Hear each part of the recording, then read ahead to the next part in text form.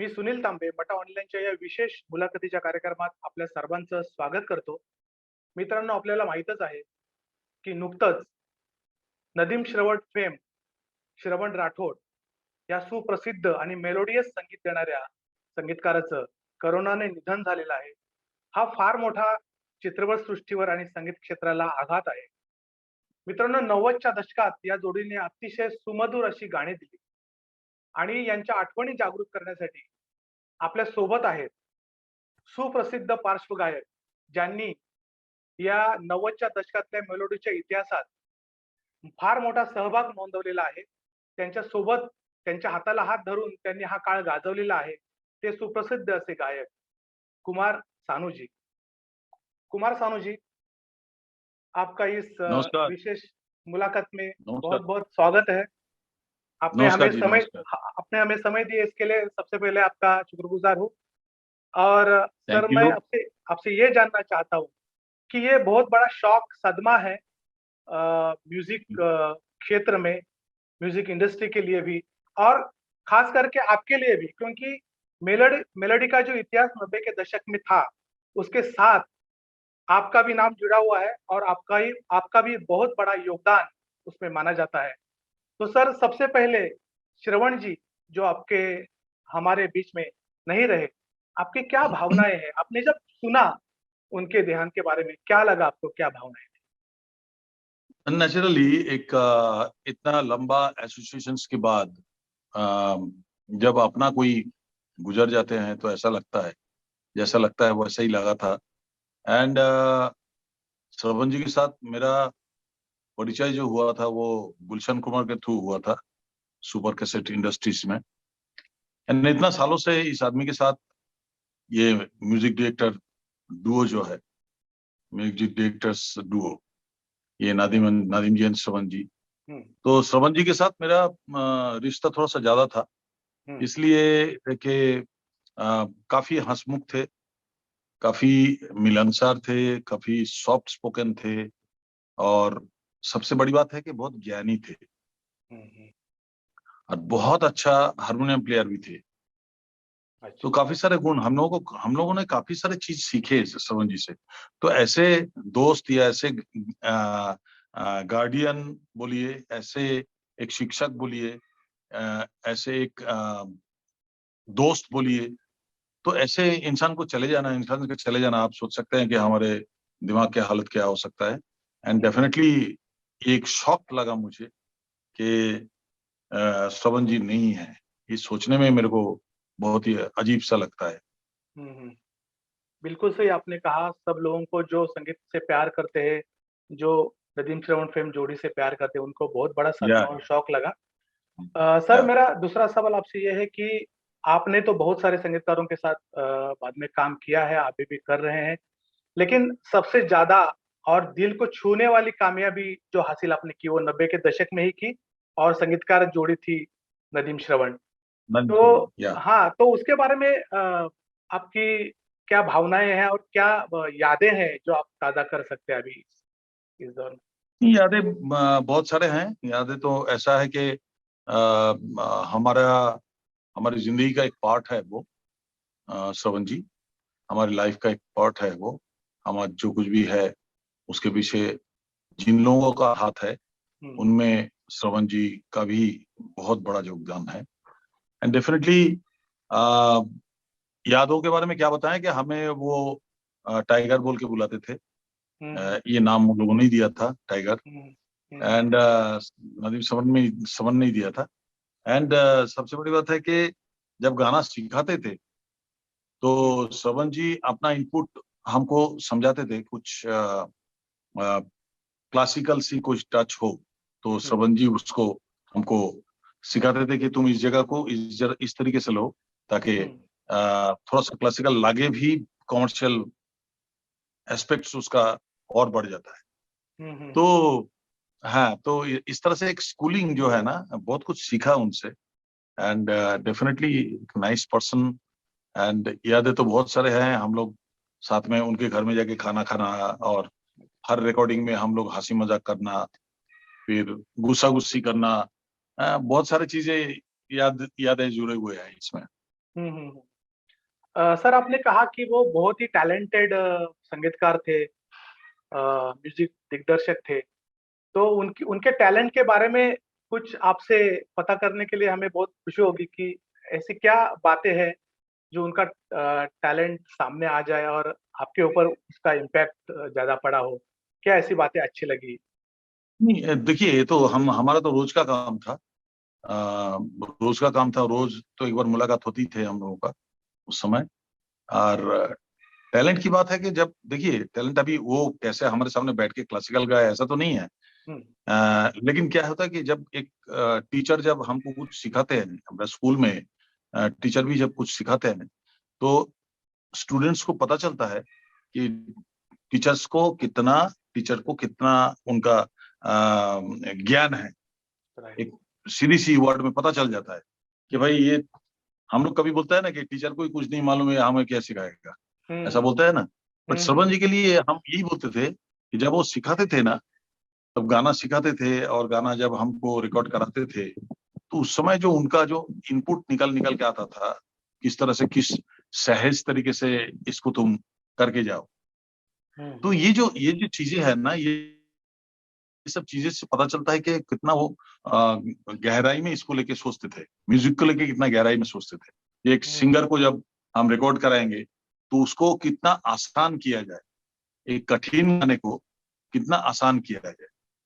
तो इस तरह हुँ, से उन्होंने हमको सिखाते थे। तो इससे पता चलता था कि जब हमारा हमारा एक्सपीरियंस बढ़ता गया धीरे धीरे धीरे धीरे धीरे धीरे, तब हमें पता चला कि उनका जो टीचिंग था वो टीचिंग कितना काम में आया, वो आगे चल के बहुत सारा काम में आया। तो डेफिनेटली ये तो एक बड़ा प्रूफ है ना, मैं एक राइट, बड़ा प्रूफ हूँ। सबसे बड़ा प्रूफ तो मैं ही बिल्कुल। हूँ कि मैं उनके साथ सबसे ज्यादा काम किए।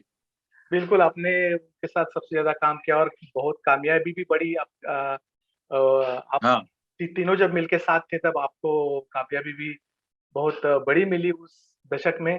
जैसे कि आशिकी में अब तेरे बिन को आपको फ़िल्मफ़ेयर अवार्ड मिला, बाद में साजन में भी मिला, मेरा दिल भी कितना पागल है। और दीवाना तक की भी मुझे याद है, रे सोचेंगे तुम्हें प्यार करे कि नहीं। ये सारे गाने बहुत सराहे गए। यानी कि ये जितने फ़िल्मों के मैंने नाम लिए वो सारे के सारे फ़िल्मों के सारे गाने सराहे गए हैं। बहुत ही मेलोडियस है, लेकिन इनको फ़िल्मफ़ेयर अवार्ड मिला। तो अ, मुझे आपसे ये पूछना है कि उनके साथ आपने जो गाने किए सब बहुत ही सुंदर है, सब ही के सब सुंदर है। लेकिन आपके खास कुछ दिल को छूने वाले, जिनके साथ आपकी अलग यादें हो, ऐसे कुछ गानों के बारे में आप हमें बताइए? या उनसे गाने उनसे की जुड़े हाँ, हुए कुछ किस्से ऐसे? किससे देखिए ऐसा कि बहुत गाने ऐसा बहुत किस्से तो बहुत है उनके साथ। राइट। छोटे छोटे किस्से जैसे कि आपको जैसे कि हमने बहुत जल्दी गाना गा देता हूँ मैं। एक हुँ, मेरा ये है दिमाग में कि मैं बहुत फास्ट पिकअप करके फास्ट गाना गा देता हूँ। राइट। और सबसे ज़्यादा तो रिकॉर्डिंग का रिकॉर्ड भी आपके नाम पर ही है। हाँ, तो ये जो श्रवण जी का जैसे थर्ड फिल्म फेयर अवार्ड मिला था हमको, सोचेंगे तुम्हें प्यार करेगी नहीं, हुँ, हुँ, ये जो गाना था, तो ये हमने 9 मिनट्स में मैंने गाना गा दिया था। ये गाना ओह! मैंने 9 मिनट में गाया था। हाँ, ओह! तो एक टेक दिया, उसमें ही ओके हो गया था। फिर उन्होंने बोला कि नहीं थोड़ा सा, तो उस गाने को लेके नादीम, श्रवण और मेरे में झगड़ा हो रहा था। हुँ, हुँ, नादीम हुँ, बोल रहा था कि इसमें क्या कमी है, तुम क्यों दोबारा गवाओगे। अच्छा। तो श्रवण जी बोलते नहीं नहीं नहीं नहीं टाइगर, समझा करो टाइगर, एक छोटा सा मैं कौन, ओ तुम जो खिलता महका सा कमल, कमल तुम जो खिल, ये जो ये जो छोटे छोटे चीजें हुँ, वो हुँ, मैं कर रहा था। तुम जो खिल, वो मेरे को बताया कि तुम ता ता ता तारारा दा दा दा, ये जो चीजें है ना, तो ये हुँ, लेके ये वो बोलता था एक टेक और दे दे, एक टेक और दे दे, तो 5 मिनट में हो गया। एक टेक और दे दो टाइगर, बस please please please please please, वो ऐसा करके बोलते थे, tiger tiger hmm, tiger tiger please please please, तो एक टेक और दे दो। तो सेकंड बार में जब गा दिया तो और बेटर लगा गाना, तो उसको ये लोग फाइनल किया था। तो इस तरह के मेरे बहुत सारे गाने में इस तरह की कहानियां है कि गुस्से में आ जाते थे कि भाई क्यों 9 मिनट में गा दिया, क्यों 10 मिनट में गा दिया, इतना जल्दी कैसे हो। तो श्रवण जी के साथ लड़ाई हो जाता है नादिम के साथ। नादिम बोलता है अरे मुझे जो चाहिए मिल गया, तू समझा कर। ऐसे दोनों में से झगड़ा होता था, मैं माइक पे खड़ा हूँ, एक अजीब सा सिचुएशन होता था। तो ये सब चीजें मैंने बहुत देखा उनके साथ, क्योंकि मेन मुद्दा होता था कि इतना जल्दी कैसे गा दिया, हमने 1 महीने से गाना बना रहा है, अरे इतना जल्दी कैसे गा दिया। तो एक होता था ना, एक होता है कि भाई जरूर, लेकिन एक चीज तो था कि नादिम एंड श्रवण दोनों का हमारे ऊपर बहुत बहुत विश्वास था कि हमने जो गाना हम बनाएंगे हमारे लिए कुमार सानू इसको सही उनका मतलब सही चीज न्याय न्याय न्याय देंगे उनको। हाँ, न्याय देंगे, न्याय देंगे, correct। वो न्याय करेगा हमारे गाने के साथ। तो ये एक फेथ जो है ना, ये एक फेथ मैंने कमाया था, एंड ये फेथ वो लोग हमको करते थे, जिसकी वजह से हम लोगों का इतना अच्छा अच्छा गाना निकल के आए। और उनका मेरा गाया हुआ सबसे बेहतरीन गाना मेरे को जो लगता है वो लगता है कि वो साथी करके एक पिक्चर था, जिसमें एक गाना था, जिंदगी की तलाश में मौत के कितने पास आ गए हम, जब ये सोचा तो घबरा गए, आ गए हम कहाँ आ गए हम। तो ये गाना मेरे को सबसे एकदम जीवन का जो फलसफा है ना, बॉलीवुड इंडस्ट्री का जो फलसफा है ना। और सर आप भी थोड़ा सा अभी गुनगुनाएंगे तो श्रवण जी को एक श्रद्धांजलि की तरह भी हो सकता है, और आपके भावना से वो गाना बहुत सा जुड़ा हुआ है, तो प्लीज ये गाना आप अगर सुनेंगे हाँ तो। ठीक है, अभी गाने का माहौल है नहीं, लेकिन फिर राइट भी आपको मैं, राइट। आपने रिक्वेस्ट किया, मैं कर देता हूँ। हम्म। जिंदगी की तलाश में हम, स्किल थोड़ा ऊंचा कर लेता हूँ। जिंदगी की तलाश में हम मौत के कितने पास आ गए, जब ये सोचा तो घबरा गए, हाँ आ गए हम कहाँ आ गए। ये गाना था। बहुत बहुत बढ़िया। और श्रवण जी की याद इस गाने से बहुत ताजा हो गई, और मुझे लगता है कि जिस तरह से उनकी मौत होगी कोरोना से, आ, वो आपके बहुत प्यारे सबसे करीब दोस्त थे आपने कहा। तो जब किसी दोस्त का गुजर जाना, दूर हो जाना, अपनी भी मौत हो जाना, ऐसे एक भावना आ सकती है इंसान के मन में हाँ या दोस्त के मन में। तो ये हाँ हाँ, गाना एक बहुत डर सा, एक डर सा लगता है, एक डर सा राइट लगता है कि भाई ऐसे करीब करीब करीब करीब के जितने भी लोग एक के बाद एक गुजर जा रहे हैं ये कोरोना काल में। Right. This is not because of corona. Actually ये बोला जाए कि कोरोना के वजह से मर रहा है कोई, ये गलत बात है। कोरोना के अलावा भी कुछ और कुछ चीजें हैं जिसके वजह से कोरोना के, जैसा एड्स होता है, राइट। जब एड्स होता है लोग बोलता है कि एड्स से मर गया, एड्स से इंसान मरते ही नहीं है। इट्स इज अ डिजीज जिसमें आपको इतना कमजोर कर देते हैं कि आपको एक इन्फ्लुएंजा होगा तो भी आप मर जाएंगे। राइट तो राइट। नाम आता है एड्स का। तो इस तरह की कोरोना जो है, कोरोना के लिए एक कमजोर बॉडी की बहुत जरूरत होती है, और कमजोर बॉडी अगर कोरोना को मिल गया तो वो उसको दबा लेते हैं। तो जो भी है, हम लोग को सावधानी से रहना चाहिए, एंड हाँ डेफिनेटली अपना अपना कोई लोग चले जाने से जैसा दुख होता है, एक डर भी मन में बैठता है कि भाई कल को मेरा क्या होगा। लेकिन क्या है कि मैं इस चीज को पॉजिटिवली लिया, एंड इसको हम टोटली पॉजिटिवली देखता हूँ।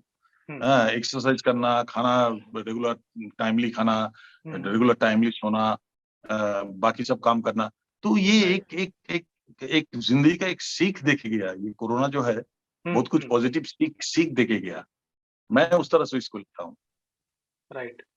ने बहुत अच्छी बातें कही, और ये बातें सब लोगों ने अमल में लानी चाहिए, क्योंकि बहुत जरूरत है इन बातों की आज के दिन में। मैं थोड़ा सा वापस श्रवण जी के पास आपको लाना चाहता हूँ, और ये पूछना चाहता हूँ कि आप तीनों ने मिलके ये 90 के दशक में बहुत बड़ा इतिहास संगीत क्षेत्र में रचा। तो दर्शकों के मन में भी ये सवाल अभी पैदा हुआ होगा कि कुमार सानू जी नदीम श्रवण को पहली बार कब और कैसे मिले, ये मुलाकात और ये हाँ वही जुड़ाव आपको, कैसे हुआ? हाँ वही आपको बता रहा था कि नदीम श्रवण जी जब हम मिले उनसे, उससे करीब 14 साल पहले से वो लोग म्यूजिक कर रहा था। वो बहुत सारे सिंगर्स को गवाया, बहुत सारे पिक्चर, इलाका विलाका, बहुत सारे मूवीज जो है, सो वो सब पिक्चर में वो लोगों ने म्यूजिक कर रहा था। वो लोग भी स्ट्रगल कर रहा था और मैं भी इधर से स्ट्रगल करके आया, उधर से समीर स्ट्रगल कर रहे थे। तो सारी चीज ना एक साथ, जैसे गुलशन कुमार के पास मैं कवर वर्सन गा रहा था किशोर दा का, तो गुलशन जी मुझे बहुत प्यार करते थे। एंड डेफिनेटली एक दिन सुपर कैसेट स्टूडियो में, सुपर कैसेट के ऑफिस में जो जेबीपीडी स्कीम में था, वहां पे हम गए। सुबह हम सुबह से बैठे हुए थे, जैसा हाजिरा होता है ना ऑफिस में, वैसा हाजिरा दे रहा था। एंड नदीम श्रवण जी आ गए वहां पे। तो गुलशन जी ने मेरे को केबिन में बुला के इन लोगों से परिचय कराया कि ये देखो, ये नदीम है, ये श्रवण है, दोनों म्यूजिक करते हैं। मैं बोला अच्छा, बहुत अच्छा। तो इनके साथ एक एल्बम करेंगे हम लोग, अभी तुम्हारे साथ एक एल्बम करेंगे। तो नदीम बोलता है हाँ हाँ, आपका नाम क्या है? हम बोला सानू। सानू, अच्छा सानू जी, हाँ बहुत अच्छा सानू जी, चलिए हम लोग एक एल्बम करते हैं। हमने बोला ठीक है। तो गुलशन जी बोला चलो करते हैं। तो नेक्स्ट डे से हम लोग का रिकॉर्डिंग का 2-3 दिन के अंदर हम लोग रिकॉर्डिंग का सारा सब रेडी हो गया।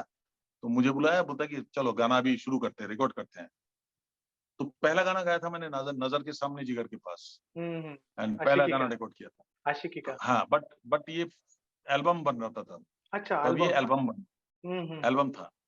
एंड एल्बम, एंड उन्होंने बोला कि ठीक है।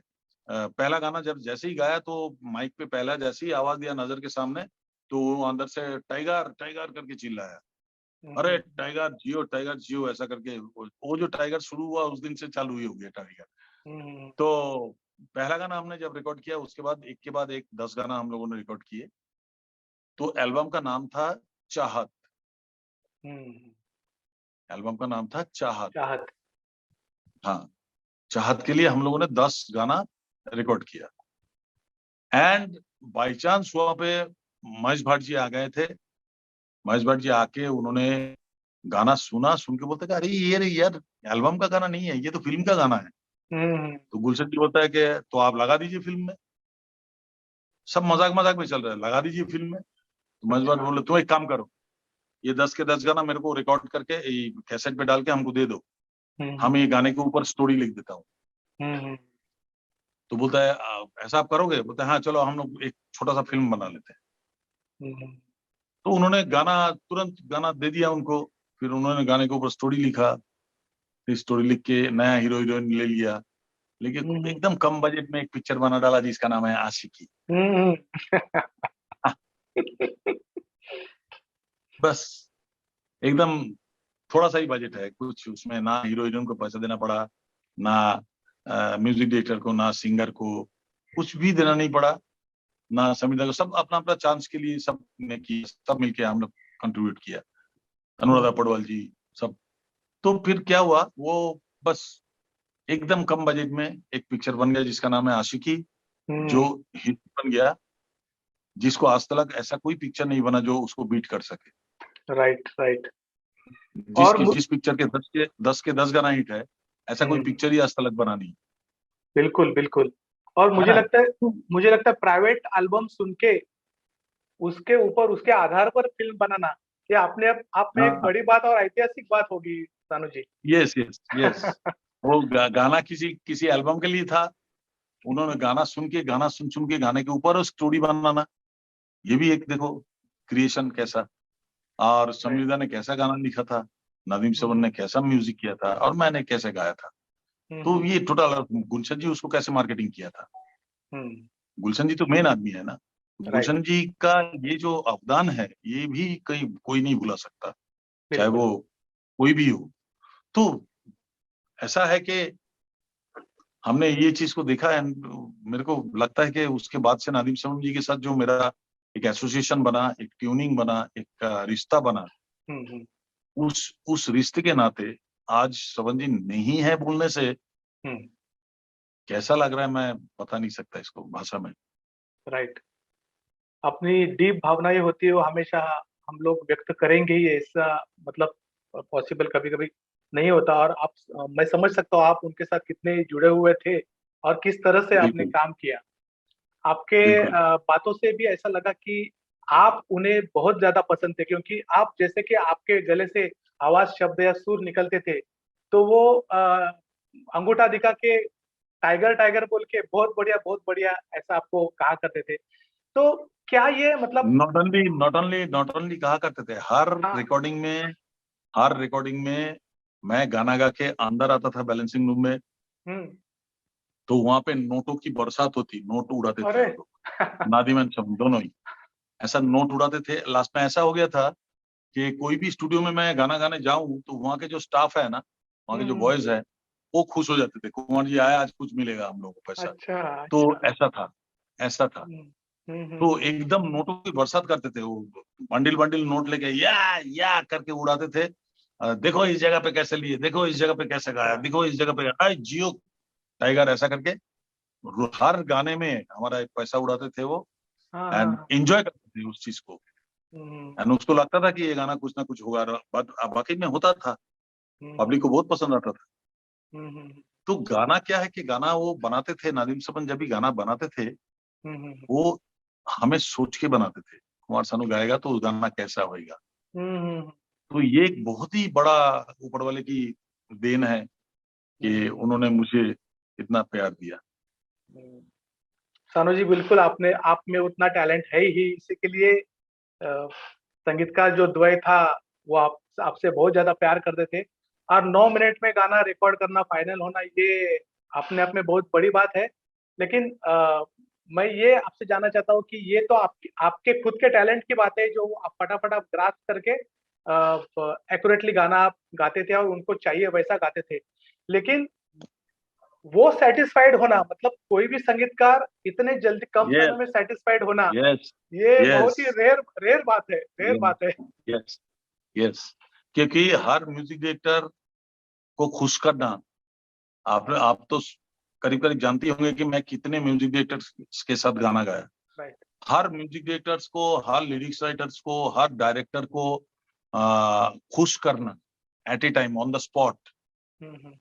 चाहे वो 20 मिनट में हो, चाहे वो, मैं सुभाष घई जी का गाना दो दिल मिल रहा है, परदेश का गाना, मैं 20 मिनट में गाया था, 20 मिनट्स, ट्वेंटी अच्छा। मिनट्स में मैं गाया था। हम्म। ऐसे बहुत सारे, जैसे कि कुछ ना कहो, कुछ ना कहो गाना पंचम दा का गाना था। हम्म कुछ ना कहो गाना इज अ रिहर्सल टेक, वो जो आप हम्म। सुनते हो वो मेरा रिहर्सल था, अच्छा। उसको ही उन्होंने रख लिया, हाँ उसने ही उन्होंने रख लिया। तो एक रिहर्सल गाना सुन के आपको पता चल रहा है कि रिहर्सल में मैं ऐसा गाता था। हम्म तो म्यूजिक डायरेक्टर को खुश करने के लिए, मतलब पहला जो रिहर्सल होता था उसमें मेरा जो इनपुट है मैं सारा डाल देता था, ताकि हम्म वो उसमें खुश होए या इनकर कर दे। लेकिन हम्म इनकर मैक्सिमम नहीं होता था, 99% इनकर नहीं होता था, इकरार हो जाता था, और वो हम्म बोलते थे कि भाई नहीं यही चाहिए हमको। तो हम्म इसीलिए मेरा काम जल्दी हो जाता था। ये तो ऊपर वाले की बात है, हमारा कोई बात नहीं है। लेकिन हम्म लेकिन जल्दी गाने का बुरी बात नहीं है, जल्दी गाने से तो हमारा टैलेंट है, हम जल्दी ग्रैब कर राइट सकते हैं, जल्दी गा सकते हैं। राइट। लेकिन उसको एक्सेप्ट कर लेना, हम्म। उसको एक्सेप्ट करना, जो बात अभी कह रहे थे आप, हाँ उसको राइट। हर म्यूजिक डायरेक्टर को एक्सेप्ट करना, ये बहुत बड़ी बात है। कि वो हम्म एक्सेप्ट करे या ना करे ये उनकी मर्जी है हम्म। ना। वो अगर राइट। चाहे तो मेरे को 15 बार भी गवा सकते हैं, बराबर। क्योंकि they are the boss, they are the hmm boss. But hmm हमको ये ऐसा चीजें झेलनी नहीं पड़ी, ऊपर हम्म वाले की दया से ऐसा हम्म। चीज झेलनी नहीं पड़ी। काफी जल्दी राइट। मैं काम करके निकल जाता था। हम्म। बहुत जल्दी आप गाना गा लेते थे, फिर भी श्रवण जी आपको कुछ कुछ जो मेलोडियस जगह थी, छोटी छोटी जगह, हाँ जो हरकतें, हाँ वो लेने के लिए कहा हाँ करते थे। तो ये हाँ। उनका टैलेंट, मतलब माना जाना चाहिए कि किस तरह से आपसे उनका डेफिनेटली डीलिंग था। Definitely definitely, not not only talent, ये टैलेंट भी है, ये हम्म टेक्निकली एंड क्लासिकली। अब कुछ हम्म भी बोलो, हर चीज में मिलावट, हर चीज का मिलावट उनका अंदर था। हम्म एंड तभी तो उन्होंने ये सब चीज हमको बताते थे, हम्म या हमको बताते थे वो, हम्म। कि लेकिन कोई भी एक गाना को, हाँ कोई भी एक गाने को खूबसूरती, तब उनसे सीखा, ये सब सीख के आगे जाके मैंने दूसरे म्यूजिक डायरेक्टर के साथ उसको इम्प्लीमेंट किया, तो हम्म उसमें मेरे को बहुत फायदा हुआ, है अच्छा। ना। ये फायदा तभी हुआ जब मैंने ये सीख लिया, मैं अडॉप्ट कर लिया। मैं सोचा हम्म कि यार ये तो ऐसी कोई जगह कभी आएगा तो मैं इसको इस तरह से इम्प्लीमेंट करके देखूंगा। तो देखो, सुर तो 12 ही होता है, सुर तो 12 ही है, घुमा फिरा के आएगा ही कोई ना कोई जगह, है ना। राइट। तो ये जो चीजें हैं, ये हमने बहुत म्यूजिक डायरेक्टर से हमने बहुत सारे म्यूजिक डायरेक्टर से हमने बहुत कुछ सीखा।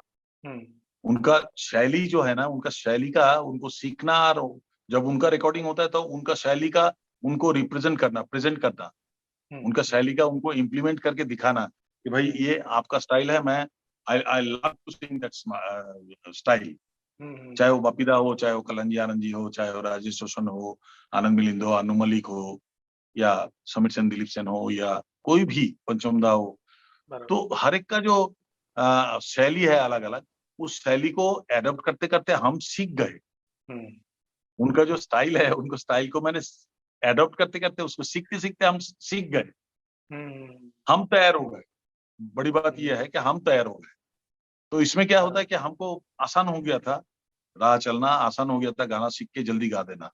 That is the main thing. Right, right.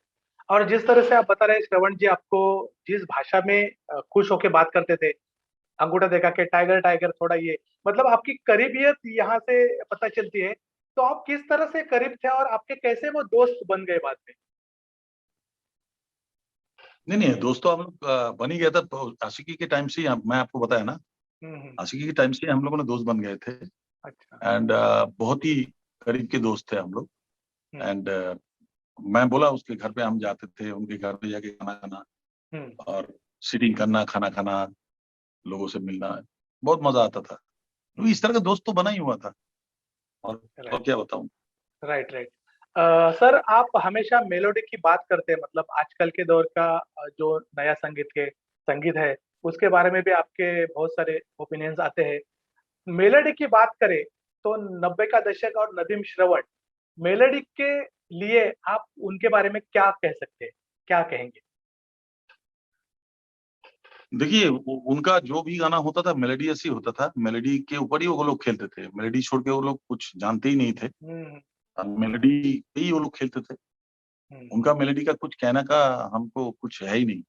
उनका मेलोडी लोगों के सामने है, लोग उनको सुन के स्वीकार कर लिया, उनको पसंद कर लिया। तो definitely melody was good, is good, otherwise लोग कैसे इसको इतना पसंद करेंगे। तो ये जो है, ये जो एक बात से कहा जा सकता है कि talented music director, intelligent music director, and बहुत ज्ञानी थे, बहुत एक शिक्षा, एक स्कूल बहुत जबरदस्त उनका था, जिसमें वो गाना सिखाते थे। बिल्कुल, बहुत अच्छा उन्होंने काम किया। और मैं ये पूछना चाहता था कि गुलशन कुमार जी का यह हादसा अगर न होता, गुलशन कुमार जी के हादसे के बारे में बहुत बड़ा सदमा लगा इस द्वय को, जोड़ी को, और थोड़ा-सा लैग बिहाइंड वो हो गए। तो आप भी मानते हैं कि ये हादसा होने के कारण उनकी इन्वॉल्वमेंट नहीं है नहीं है, ये बात अलग। लेकिन उस हादसे के कारण बहुत बड़ा सेटबैक मिला उनको, ऐसा आप मानते हैं? आप उनको सेटबैक मिला के सबसे बड़ी बात है, हमारी इंडस्ट्री को सेटबैक मिला। एक तो है अपना पंचमदा का डेथ, एक है अपना नदीम श्रवण जी का अलग हो जाना, नदीम का चले जाना, एक है जतिन ललित का अलग हो जाना। ये जो सब चीजें है ना, ये हमारे इंडस्ट्री के लिए सेटबैक है। हमारे नदीम श्रवण जी का अलग हो जाना, या नदीम जी का चले जाना, या गुलशन कुमार जी का डेथ हो जाना, ये हमारे म्यूजिक इंडस्ट्री सबसे बड़ा दिन यही है। म्यूजिक इंडस्ट्री का फॉल जो हुआ, उसके वजह से हुआ, वो उसके वजह से ही आज म्यूजिक इंडस्ट्री का जो हाल है, बिकॉज ऑफ देम। वो लोग है नहीं बोल के आज ये हाल है। आज अगर गुलशन जी जिंदा रहते तो आप सोचिए कि म्यूजिक इंडस्ट्री कहाँ उठता, कहाँ जाता। जिस आदमी ने म्यूजिक इंडस्ट्री का शुरुआती तौर पे ऐसा कर दिया था। कुमार सानू जी, बहुत बहुत शुक्रिया हमसे बात करने के लिए। तर मित्रांनो, हे होते प्रसिद्ध पार्श्वगायक कुमार सानू, आणि त्यांनी ज्याप्रमाणे सांगितलं त्याप्रमाणे श्रवण यांच्या जाण्याने संपूर्ण चित्रपटसृष्टीला एक मोठा सेटबॅक बसलेला आहे. आज श्रवणजी आपल्यामध्ये नाहीयेत, तरी सुद्धा त्यांच्या कामाच्या माध्यमातून, त्यांच्या गाण्यांच्या माध्यमातून ते सदैव आपल्यामध्ये असतील. आपण इथेच थांबूया. धन्यवाद. नमस्कार. महाराष्ट्र टाइम्सचं यूट्यूब चॅनल सबस्क्राईब करा आणि लेटेस्ट अपडेटसाठी बेल आयकॉनवर क्लिक करा.